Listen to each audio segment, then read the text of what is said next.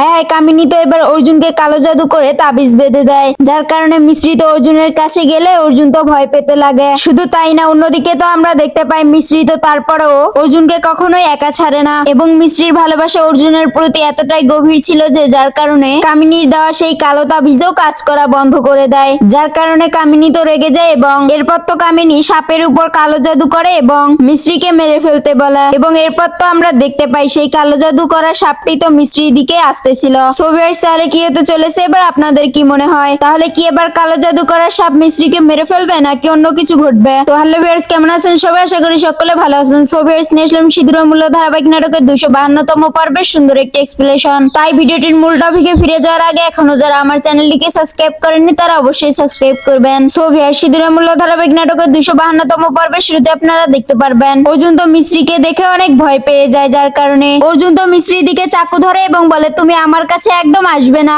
এরপরেও তো মিশ্রি কোনো কিছু বুঝতে না পেরে অর্জুনের কাছে যেতে লাগলে এবং একটা পর্যায়ে গিয়ে তো আমরা দেখতে পাই অর্জুন তো মিশ্রিকে চাকু দিয়ে আঘাত করে এবং ওখান থেকে চলে যায় এবং এরপর তো মিশ্রি বলতে লাগে আমি জানি না যে অর্জুনের কি হয়ে গেছে, অর্জুন কেন আমাকে দেখে ভয় পাচ্ছে। আর একটা সময় ছিল যে অর্জুন আমার সামান্য আঘাত দেখতে পেলেই ওষুধ লাগিয়ে দিত, আর এখন তো কি এমন হলো যে অর্জুন আমাকে নিজে আঘাত করলো এবং আমার আঘাত দেখতেও পেল না। তখনই তো মিশ্রির মনে পড়ে যায় আগের কিছু ঘটনা, যেখানে আমরা দেখতে পাই মিশ্রি তো অর্জুনের হাতের মধ্যে একটা তাবিজ বাঁধা দেখতে পাই। অর্জুনের এতটা বদলে যাওয়ার কারণ আবার ওই তাবিজ নয় তো। এবং এর পরের দৃশ্যে তো আমরা দেখতে পাই মিশ্রি তো রাতের অন্ধকারে অর্জুনের রুমে আসে এবং কামিনী দেওয়া সেই কালো জাদুর তাবিজ খুলতেই যাবে, ঠিক তখনই তো তাবিজটি স্পর্শ করার সাথেই তো মিশ্রিকে বিদ্যুতের শক লাগে, যার কারণে মিশ্রি তো ওখান থেকে দৌড়ে নিচে চলে আসে এবং মাতা রানীকে বলে ওই তাবিজটা যেন কেমন ছিল আর অর্জুনকে ওই তাবিজ কে দিয়েছে। ঠিক তখনই তো ওখানে আশ্বিন চলে আসে এবং বলে ভাবি আপনি কোন তাবিজের কথা বলতেছেন।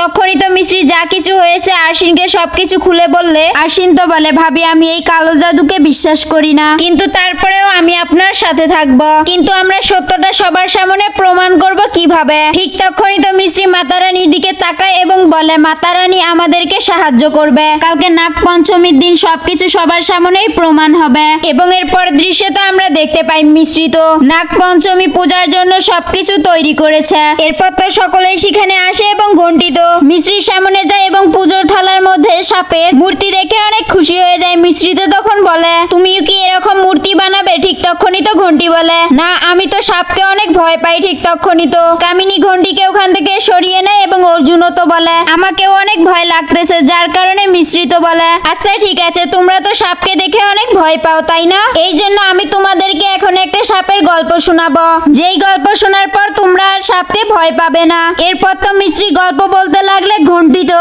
গল্প শুনে অনেক খুশি হয়ে যায় এবং সাপকেও আর ভয় পায় না এবং ঘন্টি তো বলে চলো তাহলে এখন আমরা মন্দিরে পুজো করতে যাব। ঠিক তখনই তো কামিনী ঘন্টিকে যেতে বারণ করে এবং এর পরের দৃশ্যে তো আমরা দেখতে পাই সকলেই তো পূজা করার জন্য মন্দিরে যায় এবং পণ্ডিত সাহেব তো পুজো শুরু করে দেয় এবং সকলকেই বলে সকল স্বামী স্ত্রী মাতা রানীর সামনে আসো এবং আরতি করো। ঠিক তখনই তো কামিনী ভাবেন আমি জানি কালো জাদুর প্রভাবের কারণে তো অর্জুন মিশ্রির সাথে কোনোভাবে আরতি করতে চাইবে না। এবং এরপর তো আমরা দেখতে পাই সকলেই তো এক এক করে আরতি শেষ করলে অর্জুন এবং মিশ্রির সময় আসা মাত্রই তো আরতির জন্য মিশ্রি অর্জুনের হাত ধরা মাত্রই কামিনীর দেওয়া তাবিজের কালো জাদুর প্রভাব তো অর্জুনের উপর পড়ে এবং অর্জুন তো মিশ্রিকে দেখে আবারও ভয় পেতে লাগে, যার কারণে অর্জুনের দাদি তো মিশ্রিকে বলে তুমি এখান থেকে চলে যাও। ঠিক তখনই তো পণ্ডিতজি বলে সঠিক সময়ে যদি আরতি না হয় তাহলে তো অশুভ লক্ষণ দেখা দিবে। ঠিক তখনই তো মিশ্রি বলে আমি কোনো অশুভ কিছু কোনোভাবেই হতে দেব না, আমি অর্জুনের সাথে আরতি করব কিন্তু দূরে দূরে থেকে। এবং এর পরের দৃশ্যে তো আমরা দেখতে পাই মিশ্রি তো দুই হাতের উপর প্রদীপ জ্বালিয়ে অর্জুনের সাথে আরতি করতেছে। ঠিক তখনই তো কামিনী ভাবতে লাগে তাবিজ তো তার কাজ দেখিয়ে দিয়েছে কিন্তু মিশ্রির ভালোবাসার শক্তিও তো কম নয়। এরপর তো মিশ্রি এবং অর্জুন আরতি শেষ করে এবং মিশ্রি তো বলে আমি অশুভ কিছু হতে দেইনি আর এখন আমাদের পরিবারেও কোনো খারাপ কিছু ঘটবে না। এবং এরপর দৃশ্যে তো আমরা দেখতে পাই কামিনী তো সাপের উপর কালো জাদু করে এবং এরপর তো কামিনী সাপটিকে মিশ্রিকে মেরে ফেলতে বলে। ঠিক তখনই তো আমরা দেখতে পাই সাপটি তো মিশ্রির দিকে যাচ্ছিল। সো ভিউয়ার্স, তাহলে কি এবার কামিনীর কালো জাদু করা সাপ মিশ্রিকে মেরে ফেলবে নাকি অন্য কিছু ঘটবে? আপনাদের কি মনে হয়? তো ভিউয়ার্স, এই ছিল সিঁদুর মূল্য ধারাবাহিক নাটকের 252তম পর্বের সুন্দর একটি এক্সপ্লেনেশন। তো আপনাদের কাছে কেমন লেগেছে অবশ্যই কমেন্ট করে জানাবেন এবং পরবর্তী ভিডিওটির এক্সপ্লেনেশন ভিডিওটি সবার আগে দেখতে চাইলে অবশ্যই আমাদের চ্যানেলটিকে সাবস্ক্রাইব করে আমাদের সঙ্গে থাকবেন।